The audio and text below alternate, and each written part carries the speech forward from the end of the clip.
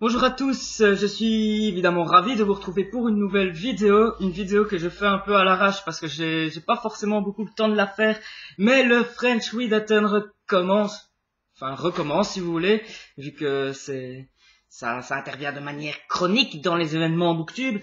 Donc voilà, le French Readathon commence demain, donc je vais essayer de faire une vidéo vite parce que j'ai pas eu trop le temps de la faire. Donc c'est pour résumer un petit peu. Enfin, tout en sachant que moi et les résumés, c'est pas ça.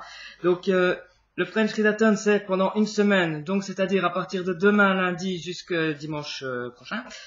Euh, on doit lire un livre par jour avec un thème particulier. Le truc, c'est que pour réussir le challenge, il faut au moins en lire 4, tout en sachant que si t'en as lu que un, ben c'est pas grave, hein, donc voilà. Et donc il y a des thèmes particuliers, donc je vais vous présenter ce que j'ai choisi comme lecture en fonction de ces thèmes. Alors le premier thème, c'est un livre avec la communauté, où il y a un personnage de la communauté LGBTQ+. Donc déjà j'ai rien compris moi à la base, c'était quoi. Et puis je me suis souvenu, ben oui, quand j'avais le boulot de journaliste people, là des fois j'avais ça. Et donc il s'agit de tout ce qui est gay, lesbienne, bi, transsexuel, et le dernier je sais plus. À chaque fois il y en a un que j'oublie quoi. Mais enfin bref, c'est là-dedans. Donc c'est quelqu'un de cette communauté-là, la communauté arc-en-ciel quoi si vous voulez. Et donc vu que je n'avais aucune idée de s'il y a des types de la communauté arc-en-ciel dans les livres que j'ai, j'ai juste copié sur Margot qui avait choisi celui-ci. Aristote Dantais découvre le secret de l'univers, et vu que je l'avais pas lu, je me suis dit je vais copier sur elle et je vais prendre le même, et puis voilà. Donc voilà, merci Margot. Ensuite, le deuxième, je vais prendre ici parce que sinon à chaque fois je vais baisser la tête, ça va faire un peu l'autruche. Un livre qui fait plus de 300 pages, donc j'en ai parlé dans la vidéo juste avant où je faisais ma palle de cet été. Donc ma palle de cet été a été un peu chamboulée parce que c'est seulement en publiant la vidéo de la palle de cet été que je me suis rendu compte qu'il y avait le French Readathon, ce qui a dit que j'ai dû tout changer dans ma tête quoi, c'était un vrai bazar.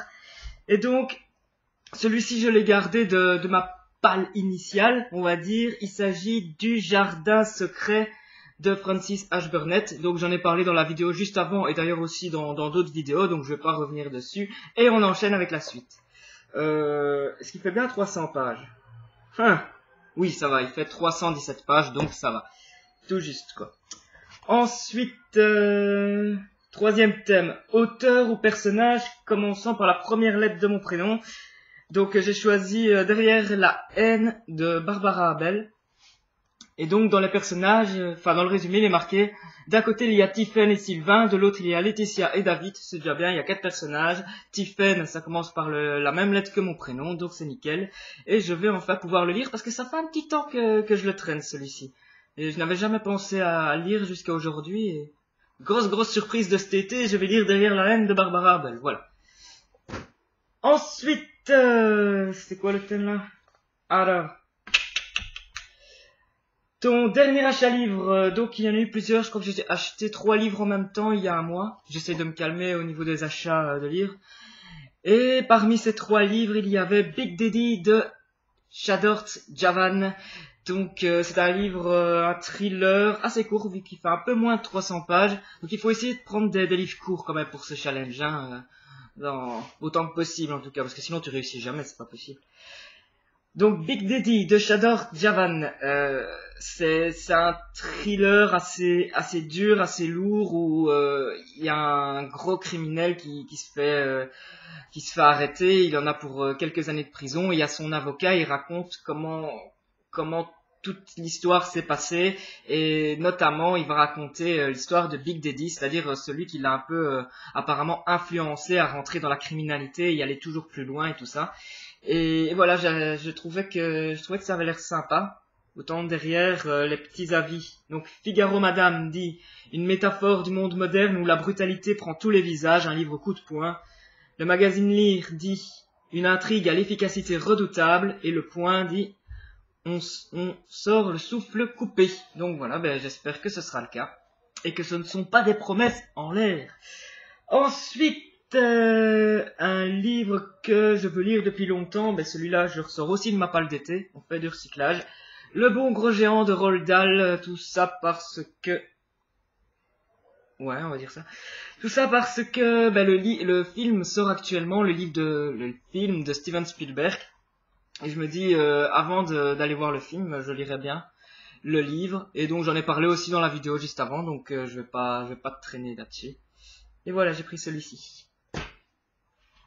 Ensuite, couverture avec du bleu et du jaune. Voilà, si j'ai bugué juste avant, c'est parce que je pensais que c'était celui-là, avec du bleu et du jaune. Mais en fait non, c'est celui-là.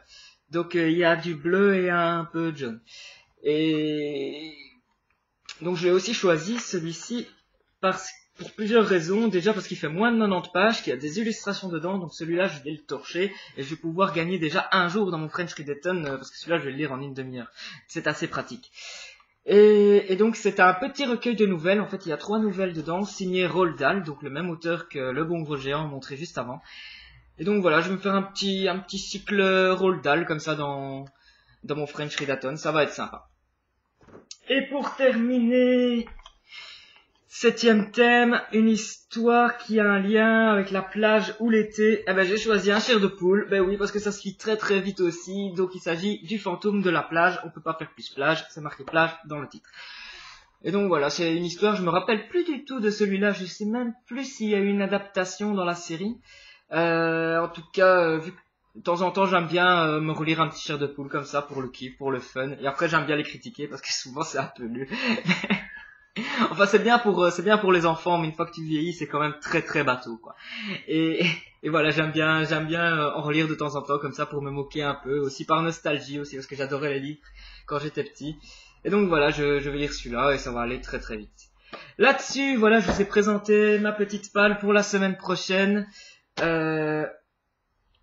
Là-dessus, je vous dis au revoir. On va se revoir. J'ai du mal à parler. Je savais que je devais pas faire cette vidéo aujourd'hui, mais j'étais obligé de la faire. Donc on va se revoir tout bientôt.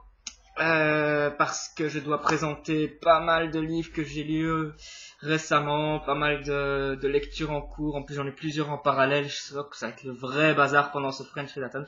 En tout cas je compte bien m'amuser. Si vous voulez participer, il n'est toujours pas trop tard.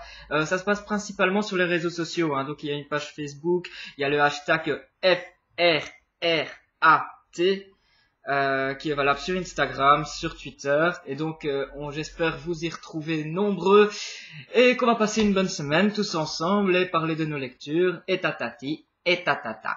Ainsi je vous laisse, ciao ciao, à la prochaine.